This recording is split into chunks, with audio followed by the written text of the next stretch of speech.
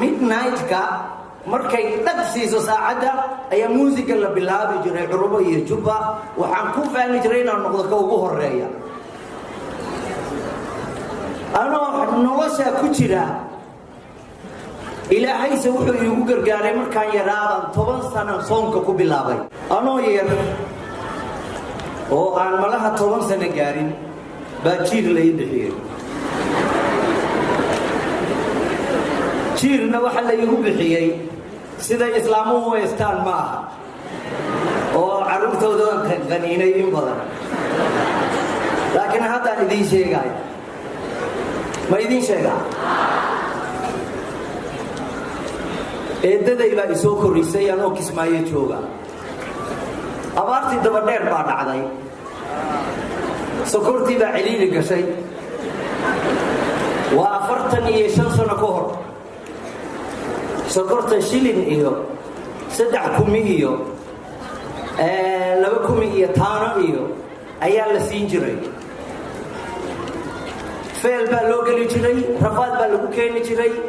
islaamuhu meelay ku xasayn jireen marka anaa jiir ku noqday sokortii guriga intaan u galo baa waxaa lagu duubi jiray qardaas yar oo 3 geesooda sida sambuuska meel aan jam ka goosto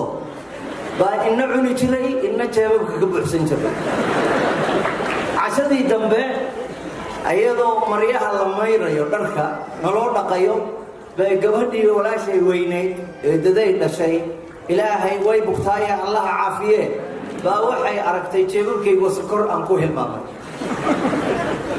waxaan hilmaamay intii ku horeysay bay waxay oran jireen jiir baa guriga ku jira jiir baa na dhibay jiir baa sida yeelay laakiin jiirkii meel buu ka soo muuqday jeebabkaygu ka soo dhaxbaxay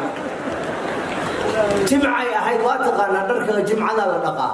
waagii hore jimcada la dhaqi jiray laakiin idinka ayaan daro antiya dharka idiin dhaqda laakiin annaga walaaladeen gabdhaha naga waaweyn noo dhaqi jiray ayaga guriga maxay ahayd ay xaari jiray ayaga weelka lagu cuno dhaqi jiray ayaga hoos oo dhan hayi jiray sirteena way ka warhayn jireen laakiin antii waxay ka warhaysa malaha tamaam sabtidii bay gabadhii walaashay ahayd oo noogu weyneed ee daday dhashay kaxaysay macallinkii dugsiga ii geysay waxay tiri macallin ninkan naga qabo jiir buu nagu noqday sidaasay ku baxday waxaan ka cakufo koroba ciyaal biid baan ku biiray niman la oran jiray ciyaal ziiga oo runtii khatartooda la ciyaal macno male سلوالك الدبادة كحيرا جري تنتا سنوين محايا هيدا ما فيري جرين وما شلين جرين دورك يقود كوي جاري يا سلسلة ذهبا حيرا جري والله العظيم ماشي وكل إذا تنولوش كجاري أنيجا إيه قبلها حافظة إذا جوجي دركيجي حيرا جرين دركيجا أنت إيه قاتان شار إيه سلسلة ذهبا قبلها تبع العاري قادين جري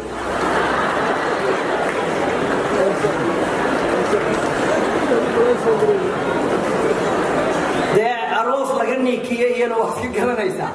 soo ma garanaysid iyo nin soo kacay iyo dee ninkan oo hadda sidaa u quruxsan 20 jirkiisii waxaa garan kartaa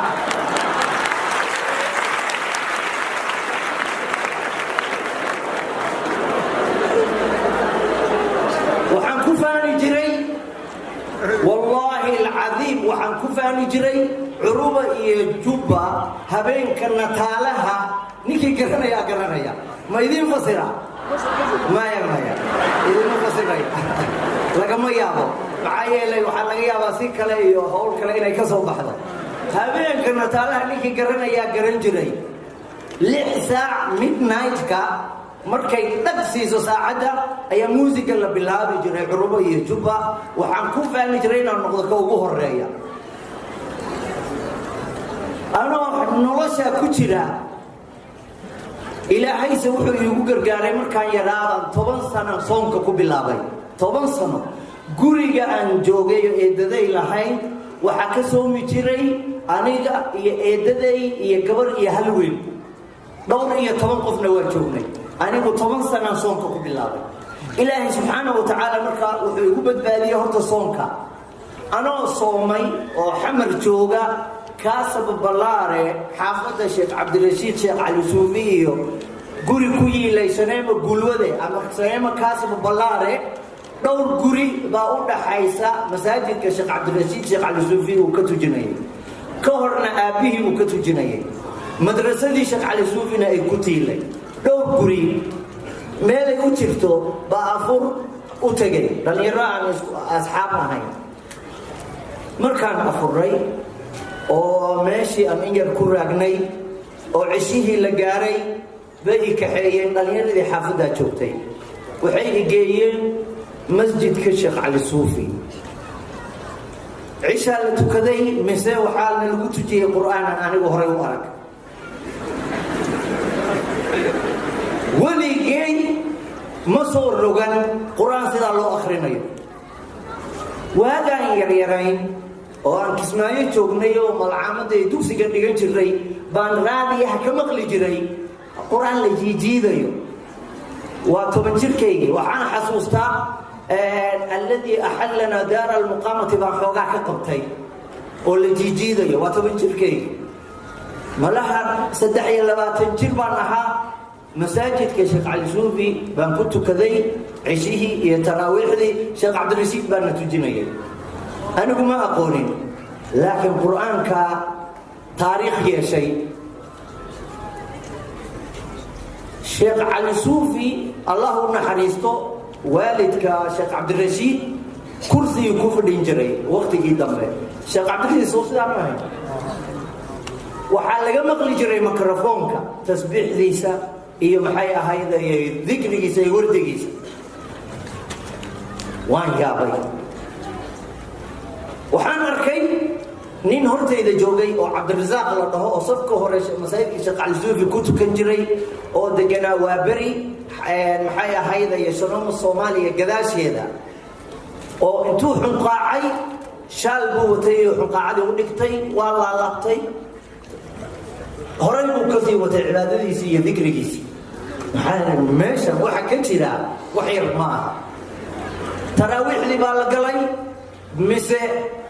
hadduu hor u soo baxay qur'aanka wanaagiisii dee sheekh cabdirashiid baan akhrinayo carcartiisa qabay waqtiga xaqiiqatan weli uu qaba in sha allahu tabaaraka wa tacaala wallaahi aladii laa ilaaha gayruhu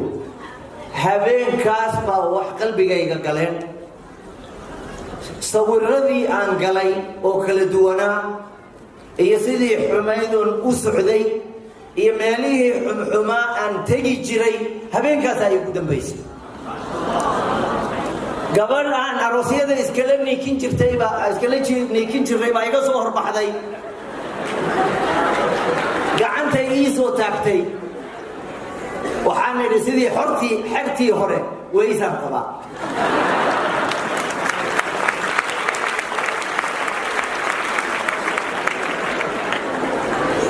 waxaa dhacday isla 2 habeen mise 3 habeen kadib tahajjudkii baa bilowday anigoo laakiin yaqiin helay ilaa iyo xad qur'aanka jeclaaday tahajjudkii baa la bilaabay waxaan deganaa sayidka iyo dabka laba dhexdooda xaashi weheliye meel la dhaho ninkii garanaya halkaasaan deganaa habeen baan ka habsaamay amaan ka habsaami gaaray tahajjudka takbiirtiisa ugu horeysa markay 10 daqiiqo ka dhinay baan baraarugay orodkan ka bilaabay sayidka agtiisa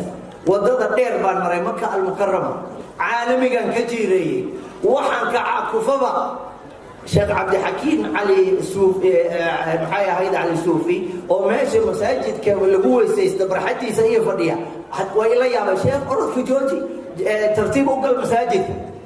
anigana waxaa ay wada qur'aan baa ay wada kalaamu rabbil caalamiin baa ay wada miyir ma lahayn soo ma garanaysa maalintaa laga bilaabo ilaa iyo maantoon idinla taagnahay waxaan xifdinayay kitaabka ilaahay wallaahi alcadiim 30 sano ayaan xifdinayay oo aanan ka harin ilaa iyo 2 cumro 2 xaj ka hor cumro inay ahayd baan u malaynayaa wadaad mu'adin ka ahaa masaajidka bilaal magaciisa waa laqsanahay baan waxaan kula subciyey 3 juz ama 5 juz wax 10 casho ka yar baan kula dhameeyey waa 30 sano baan daba joog ma gaarin 30 ka sano inaan subaxa caynkaas galo soo ma garanaysid waxaan wacad ku maray oo ilaahay subxaanahu wa tacaala aan kula galay oo kacbada sidrigeeda aan ku qabsaday inaanan kitaabka ilaahay iyo qur-aanka aanan ka harin ilaahayna uu igu kaalmeeyo waana midda dhacday keentay Nairobi oo intiinan aad fadhidaan ayadoon la soo qixin baan soo galay madrasadii ugu horreysay ee la dhiso aniga ka dhisay ilaa yowmina haada ilaa maantadan aan idinla taagnahay musaabaqaadka qur-aanka waa ogtihiin sidaan u qabanno iyo siday u socoto ilaahay subxaanahu wa tacaala kitaabkiisa qur-aanka ah baan ishordhigay ilaahay waxaan ka baryayaa marka ansaaru sunna waxay ka timi madrasatu khadiija bay ka timi waa waqaf islaamiya qur-aanka ilaahay inaan ugu shaqeeyaana ku talagalay waxaan ilaahay ka baryayaa oo aan culimmada iyo maxay ahayd ay ka baryaya inay igu duceeyaan xoolahan islaamka uu leeyahay oo mu'miniinta iyo muslimiinta islii joogta aan ka aruuriyey bilowgeedii badankeediina aniga iyo asxaabta ay la shaqaysa aan dhabarka u dhigannay iskuullada iyo madaarista in uusan ilaahay nagu fidnaynin ilma aan dhalayna ayan u soo hanqal taagin ilaahay subxaanahu wa tacaala maanta aan idin hortaagnahayna iyo wixii ka dambeeya inuusan qalbigayga ka saarin inaan diinta ilaahay ugu khidmeeyo maxaa yeelay antum shuhadaa'u llahi fii ardihi ilaahay subxaanahu wa tacaala siduu iiga saaray noloshii aan ku jiray oo dulliga lahayd oo khasiisnimada lahayd oo baaba'a lahayd oo gudcurka ahayd allahu waliyu aladiina aamanuu yukhrijuhum min adulumaati ila annuur allihii dulumaadka iga soo saaray oo kitaabka ilaahay iga soo saaray